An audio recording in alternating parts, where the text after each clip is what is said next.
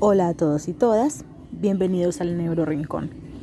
Mi nombre es Lina Rodríguez y en esta ocasión tendremos la oportunidad de revisar el proceso psicológico del lenguaje. Para empezar es preciso realizar una conceptualización y en este punto Portellano nos menciona que el lenguaje es un sistema de comunicación simbólico que se manifiesta a través de las lenguas.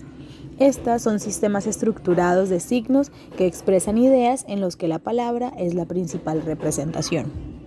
La expresión del lenguaje se realiza a través de la palabra, sea esta oral o escrita, y será a través de los órganos efectores musculares de las extremidades superiores y del sistema bucofonatorio. El mismo autor menciona que el lenguaje tiene 3 niveles de mayor o menor complejidad, siendo estos los monemas, fonemas y rasgos pertinentes. Los monemas, son las primeras unidades de articulación que pueden tener significado semántico o una función gramatical. Los fonemas son consideradas como las segundas unidades de articulación y pueden ser unidades menores de sonido. Por último, tenemos los rasgos pertinentes, que son consideradas como las terceras unidades de articulación, y estas hacen alusión a los movimientos bucofaríngeos que permiten la emisión de las fonemas, es decir, la emisión de las anteriores estructuras o unidades. En este punto es preciso hablar del procesamiento del lenguaje, y es que la producción del lenguaje auditivo inicia en el lóbulo temporal, y es aquí donde la audición de las palabras se sitúa en la corteza auditiva primaria, que corresponde a la circunvolución de Helsch. Posteriormente, esta información es transmitida a las áreas de asociación temporal, donde se sitúa el área de Wernicke.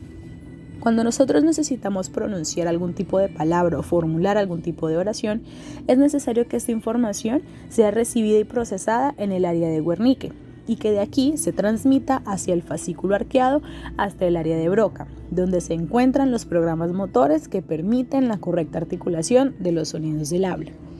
Por último, cuando necesitamos realizar la lectura de un texto escrito, se inicia en el área visual primaria. Es aquí donde se sigue a las áreas visuales asociativas y alcanza la circunvolución angular izquierda, quien integra los estímulos visuales y auditivos, y de manera conjunta comienza a transmitir la información al área de Wernicke, que es la responsable de la comprensión del significado semántico de las palabras. Ahora bien, es preciso mencionar 2 componentes principales en donde se agrupan una serie de estructuras que hacen posible el lenguaje.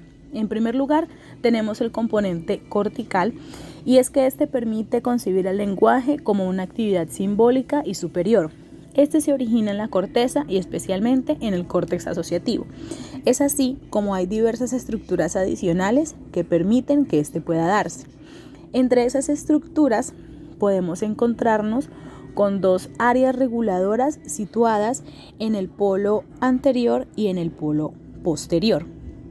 Es así como nos encontramos con la primera, que es el área expresiva, y se encuentra en el polo anterior del cerebro, situado específicamente en la corteza frontal del cerebro. Está encargada de la motivación lingüística y de la articulación verbal de las palabras y de la estructura, abarcando zonas como el área prefrontal, que está especializada en los procesos motivacionales del lenguaje, generando las áreas necesarias para iniciar la comunicación verbal, oral o escrita. El área de Broca, que es la responsable de la preparación de los programas motores necesarios para la adecuada expresión del lenguaje oral y escrito.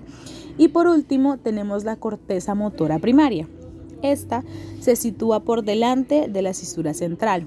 Sigue las instrucciones elaboradas por la corteza premotora y por el área prefrontal, siendo la responsable de iniciar los diversos movimientos bucofonatorios que permiten pronunciar las palabras. En segundo lugar, nos encontramos con el área asociativa, y es que esta se sitúa en el córtex posterior y abarca las zonas de los lóbulos temporales, parietales y occipitales. En primer lugar, el lóbulo temporal izquierdo está especializado en los diversos procesos del análisis y síntesis de los sonidos del habla, y en este se encuentran las áreas de Helsch y de Wernicke. Tenemos también el lóbulo parietal, que es una zona de integración de los estímulos visuales y auditivos, y dispone de 2 grandes áreas. El área 40, que es la circunvolución supramarginal, y la el área 39, que es la circunvolución angular.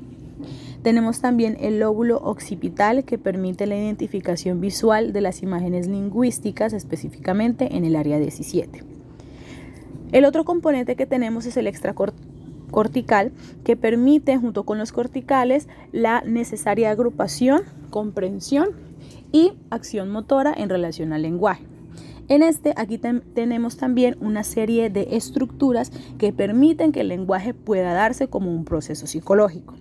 Es aquí donde tenemos en primer lugar al tálamo, que interviene en la red asociativa que conecta entre sí a las áreas del lenguaje comprensivo y expresivo. Tenemos el fascículo arqueado, que es un haz de fibras de sustancia blanca que interconecta las áreas de Broca y de Wernicke, facilitando así la sincronización del lenguaje comprensivo y expresivo. Tenemos los ganglios basales, que en este tenemos estructuras como el núcleo lenticular y el putamen, y también el núcleo caudado. Estos intervienen en la regulación de la fluidez del lenguaje oral y en la coordinación de las secuencias motoras del lenguaje oral y escrito. Lesiones en estas áreas, es decir, en los ganglios basales, pueden producir diversas alteraciones lingüísticas como la pérdida de la fluidez o la hipofonía.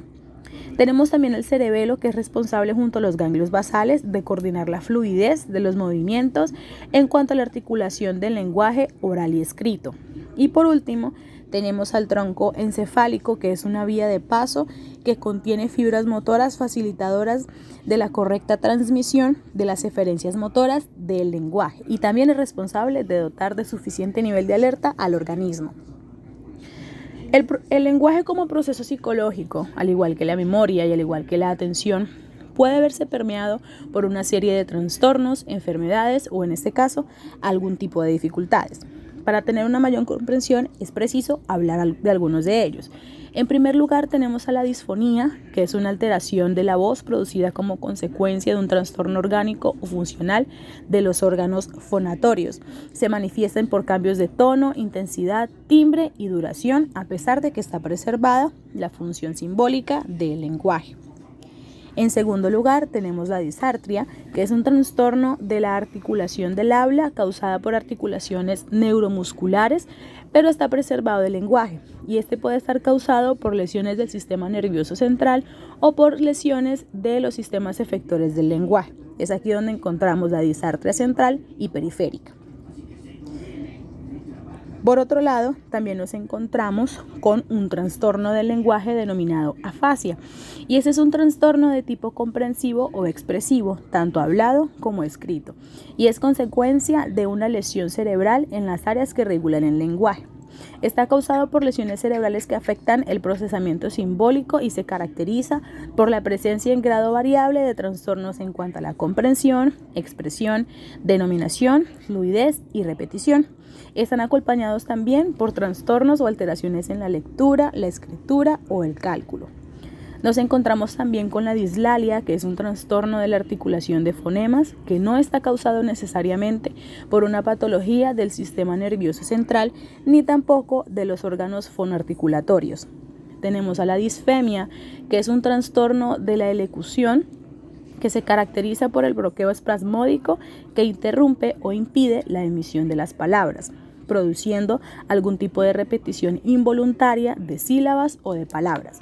Es aquí donde nos encontramos con la disfemia tónica o con la disfemia clónica. También tenemos a la disglosia, que es un trastorno de la pronunciación causado por lesiones o malformaciones estructurales de los órganos del habla. Este trastorno o enfermedad o dificultad no está ocasionado o no tiene un origen neurológico. Tenemos también a la alexia, que es una alteración en la comprensión del lenguaje escrito causado por daño cerebral adquirido, siendo un síntoma frecuente a este asociado los cuadros afásicos. En sus formas más extremas, las alexias implican una desintegración fonética que altera la estructura de la voz en algún tipo de déficit en cuanto a la comprensión. También tenemos a la dislexia, que es un trastorno del lenguaje de tipo comprensivo o expresivo, tanto hablado como escrito. Puede tener como consecuencia una lesión cerebral en las áreas que regulan el lenguaje, es decir, en áreas de Broca o en áreas de Wernicke, y estas pueden estar catalogadas en profundas o superficiales. Eso ha sido todo el recorrido que hemos realizado por hoy. Muchas gracias por ver este video y no olviden suscribirse.